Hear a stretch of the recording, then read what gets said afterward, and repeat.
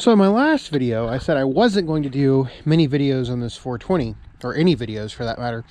After a little bit of thought, and I went to go take the PTO off to inspect a couple of things, and I am going to do a couple of videos on it, at least one, maybe two. But the first thing that I wanted you to hear, now that I'm home and I was able to get a decent battery on it, we'll go ahead and hook the battery up so I can crank it back up again. Now I just drove it up here from the shed, so it is warm. But let's see here, get this turned around like that. Now I want you to notice something. You hear anything missing? I do. Now I knew this when I bought it, because when we got it running, but not trying to shock myself too bad here. Huh, no change. Meanwhile, if I come over here, I shouldn't be able to pull one spark plug and it go off. So that's something we're gonna have to investigate. So let me get this in the shed, or the shop here, in the light. I wanted to run that test outside so I'm not filling the shop up with ode to Onan, and we'll go over this thing. All right, so basically I'm gonna tell you what not to do if you're buying a 420. Really anything for that matter. So this popped up on Facebook Marketplace. And, you know, I looked at it and I was like, yeah, why not? One of those things that I could always use the parts.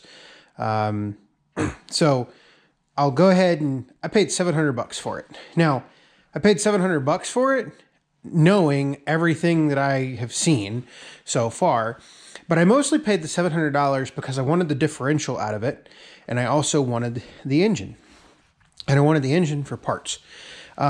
So this machine has no hope of ever being a tractor that anybody would ever fix up or anything like that, or at least not now that I own it. And that's for multiple reasons, and I'm going to go over some of those. So, you know, first thing probably everybody sees if they were looking at this in a listing picture is they see the ags on the back, and they are Goodyear, which is great. But if you look at them, I mean, they're dry rotted, they're checked, just not all that exciting. One thing I did notice in the listing is the fact that the rear rims are the flat style, they're not the dish style, so that tells me that this either has replacement rims or it is extremely early 420, which is an extremely early 420. The serial number is 222,829. So, and the serial number started at 222,000. So, or 222,001, I believe. So it's within 828 units of the first 400, actually the first 300 or 400 series that came off the line. So, you know, it is, it's an old bird for sure. The engine right here, it's a P220G. It is a 1997, because that serial number is E97, so that means it's 1997. It is an H spec, I believe, or an I spec. I can't remember exactly. It's I spec. Yeah, I. P220G-I. Something I noticed right off the bat is the fact that the voltage regulator is not hooked up. Well, that means that there's been all kinds of hacks done to the wiring. I opened the hood. No top to the air cleaner. One thing I did do, and if you go back and look at some of my previous videos, I typically do this, and I did recently get in a debate, and I was told I was incredibly wrong, and I did not know what I was talking about when I was talking about the fact that you really do need an oiled pre-cleaner on these air filters. And it's a way to see if they've been taken care of. And anyway, somebody wanted to argue about dust and microns and everything else. He never really figured out what I was talking about. This happened like 6 months ago, and I just attributed it to somebody being a whole lot smarter than I am and not understanding what I was trying to show in a video. But anyway, went ahead and took the air filter off, and I did look down in there, and you can't see it right now, but the carb is correct. It is the 238 Venturi, which is what you need for the P220. So it is the correct carb, so it's not like somebody just slapped the tins on here. Now, obviously, also the muffler is toast, considering you could see into it. I have already taken the PTO off, and that's actually what prompted me to make this video. Is when I looked in here, and I could not see this in the pictures that were on Facebook, but I noticed there's that aluminum or stainless or that steel spacer in there between the engine and the drive shaft. That tells me this was originally set up for a B series engine, and that spacer there is for the P series, because the flywheels in the B series were longer than the P series, and basically that spacer was added if you were converting to a P series because it's a shorter engine. Now, something I did notice with this as I was walking around it, and this is, like I said, this is what prompted the video. When I got to looking, normally this should be a 5/8 bolt, and it is not. It's a 9/16. So that got me to thinking. I was like, 9/16. I bet you this is a replacement engine, and it was not a Deere replacement engine. And then I walked over to the other side, and you can see the little cutout in the frame that the starter solenoid is not in the downward facing position that it should be for the 318s and the 420s.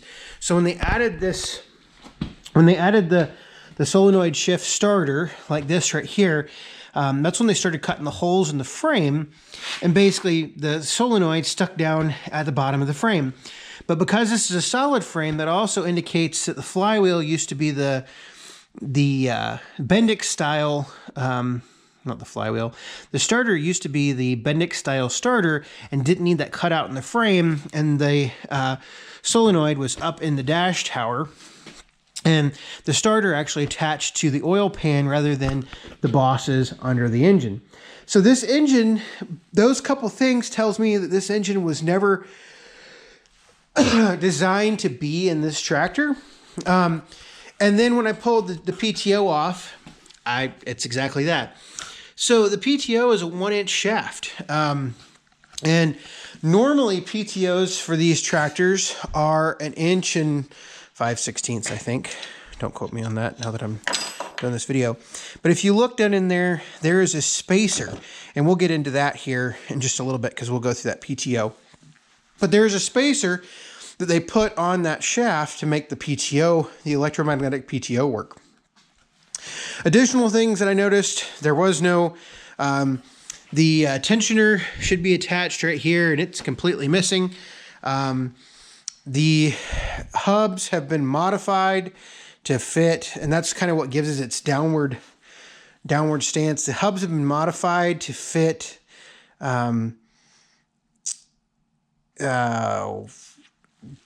I think it's 4-bolt pattern. Yeah, 4-bolt pattern. And so basically the spindles are now worthless, which does not excite me.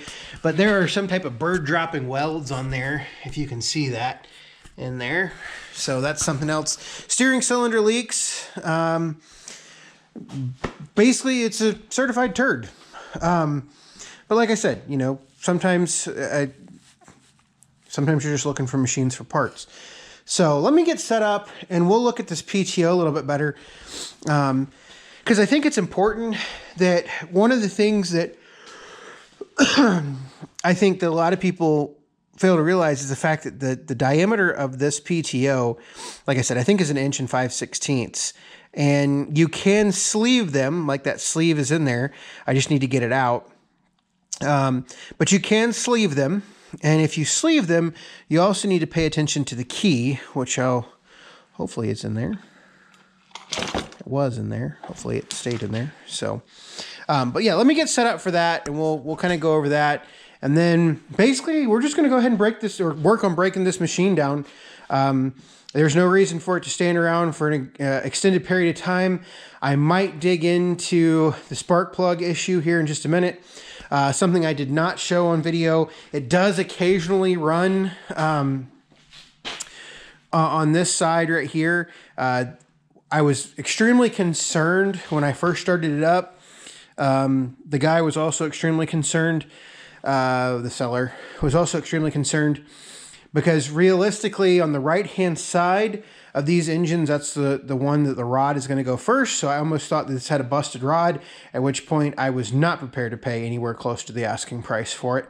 Instead, like I said, it fires intermittently. So I'm guessing the oil is going to be over full. It's going to have lots of gas in it. And that's just something we're going to have to work on. So let me get set up. We'll take that PTO apart. We'll look at it and we'll kind of see what we can get into with the spark plug. I'm not overly concerned with the engine. I might do a compression test just to see what it is.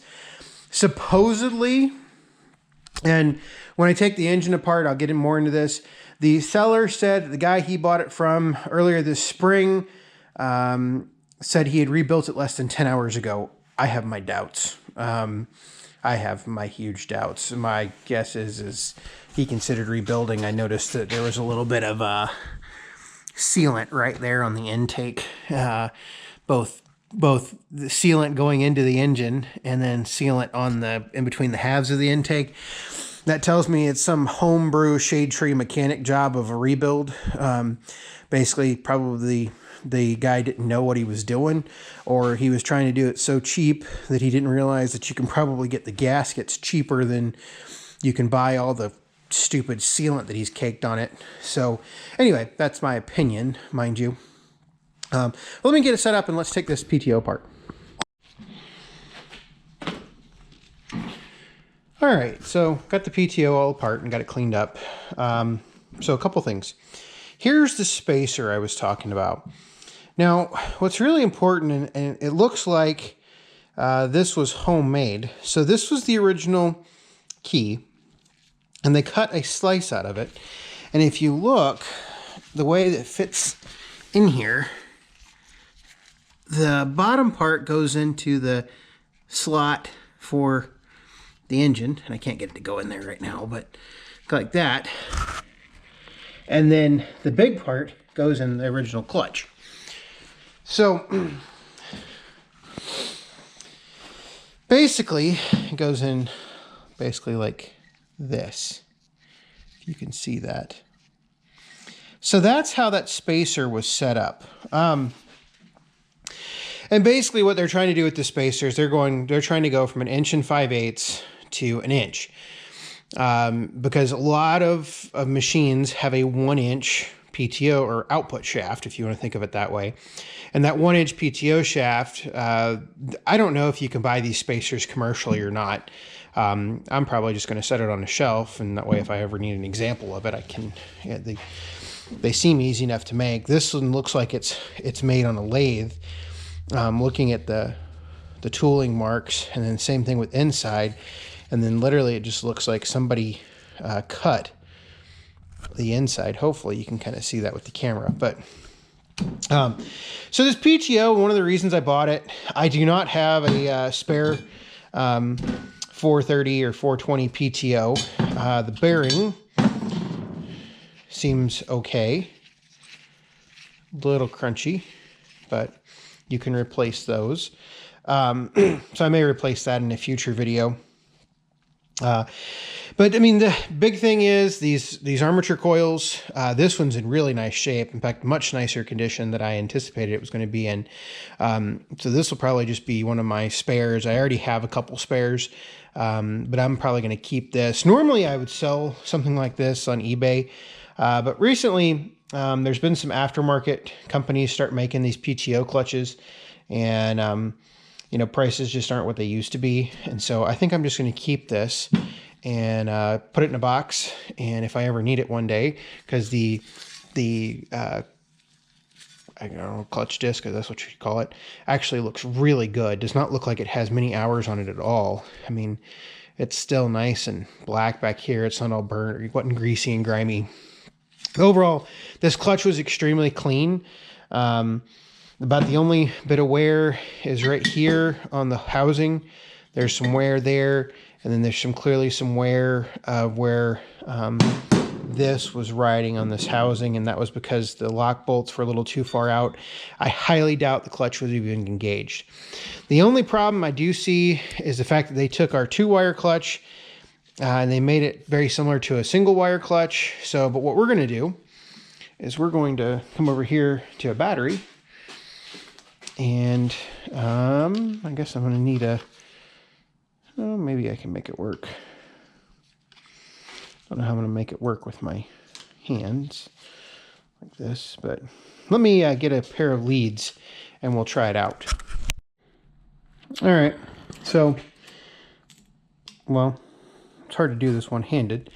I'm going to set you up right here.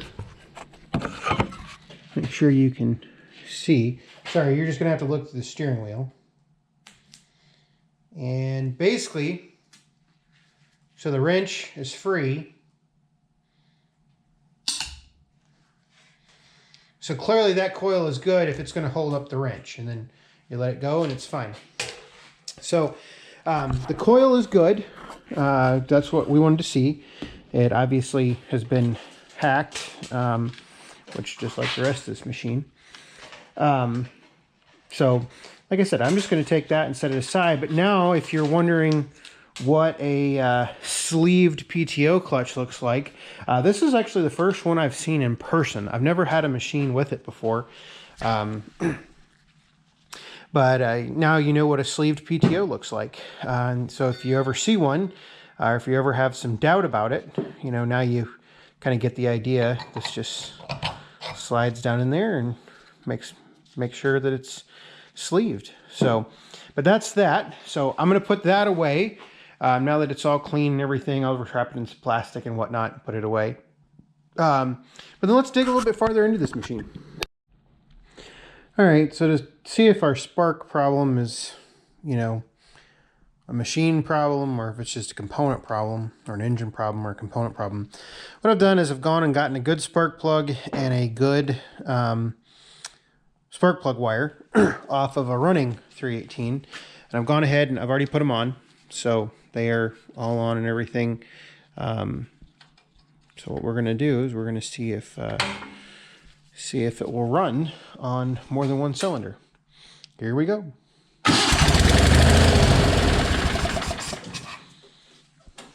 Sounds like it needs a little bit of choke.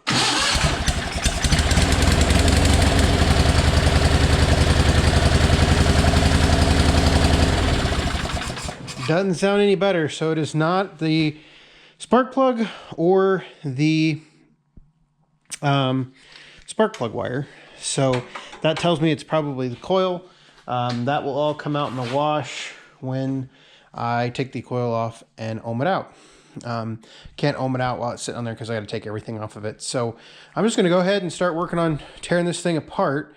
If I get to anything interesting, I'll show it to you. If not, you know, I may come back when I have the engine out and start taking the engine apart just to see exactly if it was rebuilt. Because the guy that I bought it from swore up and down, got less than 10 hours on it. If this engine has less than 10 hours on a rebuild, I will be absolutely shocked. My guess is I'm going to find all kinds of carbon and everything else in the head. I'm going to find all kinds of oil puddled in the bottom of the cylinders. And I will probably find some pistons that have clear evidence of wear, and there's probably certainly not oversized. But who knows? We'll find out. So, yeah, let me get busy doing that. And like I said, if I come back, if there's anything for me to show you.